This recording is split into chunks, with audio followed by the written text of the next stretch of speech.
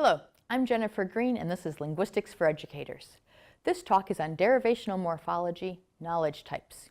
We're going to talk about three main knowledge types when it comes to derivational morphology. The first is relational knowledge. This is the ability to see morphological relations between two words that share a common base morpheme. So for example, limit and limitation are related in a way that moth and mother are not. Now, monolingual English speakers develop relational knowledge around 4th grade and reach full understanding around 8th grade.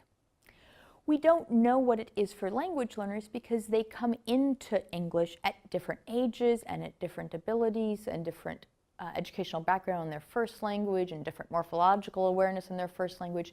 So all these factors really make it more difficult to know where our language learners are in their morphological knowledge. However, understand that relational knowledge tends to come first. We can work on that with students quite soon.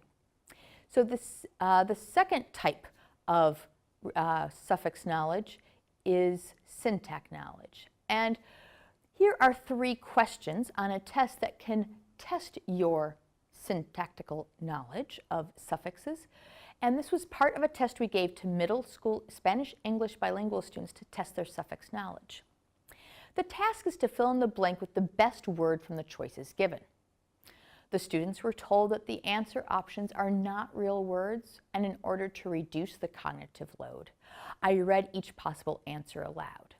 For example, Ms. Johnson is becoming a repectably, Ms. Johnson is becoming a repectable, Ms. Johnson is becoming a repector, Ms. Johnson is becoming a repectious. The sunrise was so tramity, the sunrise was so tramically, etc. And so your task is to figure out which word belongs. Can you figure out the answer? How did you make your choice? You can pause the button and take a few moments to decide.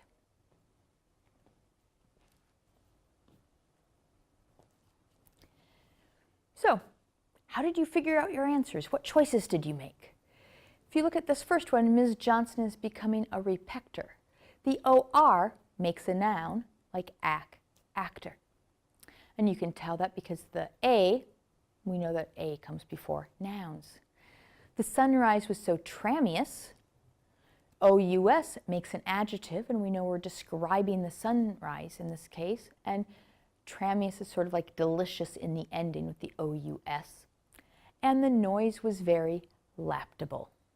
And we know that we need the ABLE suffix because that makes an adjective similar to dependable. So what did that test tell us?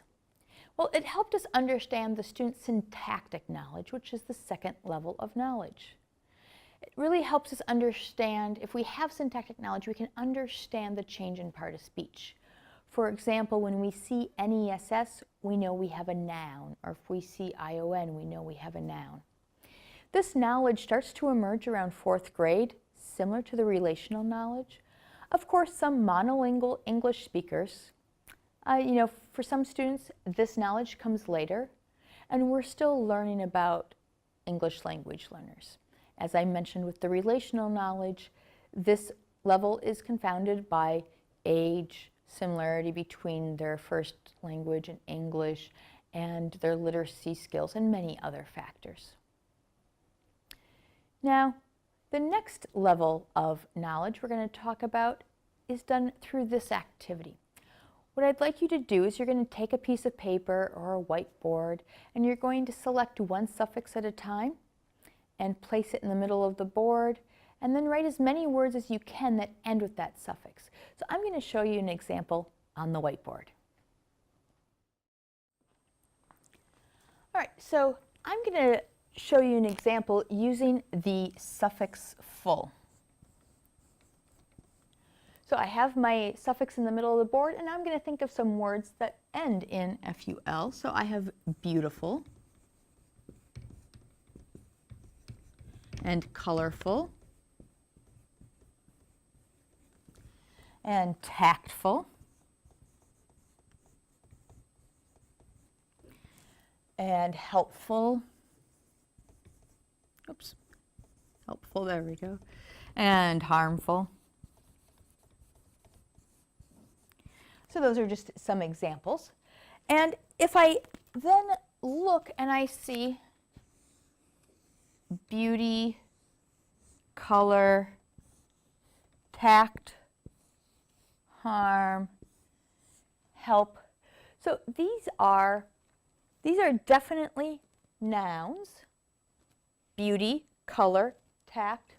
Now help and harm can be both nouns and verbs, but since these are definitely nouns, these seem to also fall under the noun category of those forms. So it appears that the rule in general is noun plus full equals an adjective. Because beautiful, colorful, tactful, harmful, and helpful are all adjectives. So now we're going to go back and look at the slides and see which suffixes you might do this similar activity with. All right, so now it's your turn. So you're going to choose these suffixes or any other suffix that you'd like and do a similar activity with trying to think of as many words as possible that ends with those letters, and then see if you can figure out the rule. Now this is a great activity for students to do as well. If we look at this example of ION created by some 5th graders, we have words like exploration, inspiration, domination. And the rule seems to be that you can add ION to verbs to create nouns. And here's another example on the next slide with 2 different rules for the ly suffix. We have words like friend, which is a noun, versus words like happy and sad, which are adjectives, but people have added ly to both. So if you add an ly to nouns, you create adjectives, and if you add an ly to adjectives, you create adverbs. Knowing these rules is the 3rd type of morphological knowledge, called distributional knowledge, the understanding of how suffixes are constrained by the syntactic category of the stems to which they are attached. So as I mentioned earlier, NESS can only be attached to adjectives.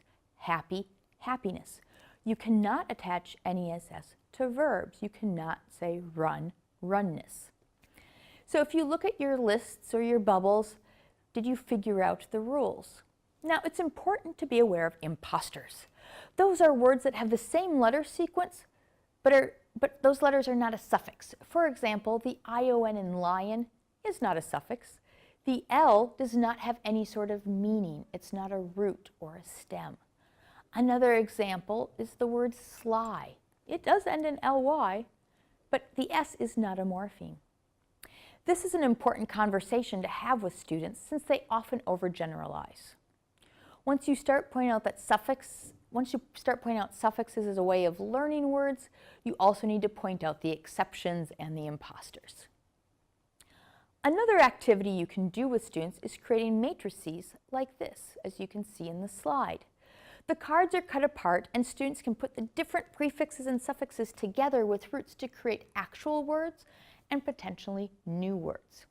If they're creating new words, they can make the definition based on the meaning of the individual morphemes, perhaps. Also, there are some spelling adjustments that need to be made. For example, in plus form plus shun needs an A in there for information. And so those are some spelling things that you can talk about with students as well. When they form their words together, maybe then they spell the corrected version on a whiteboard or something like that. So here you can see some examples of students doing just this activity, creating words like construction, destructible, instruction, and so on. So why do we want to help students with these 3 types of derivational morphological knowledge? One important reason is understanding derivational morphology supports literacy skills. Morphological awareness contributes to decoding skills at the elementary level and at the secondary level. Morphological awareness is important to have in order to decipher new vocabulary. Derivational morphological awareness has been shown to improve students' spelling, and morphological awareness contributes to reading comprehension. So please teach your students about morphology. Thank you.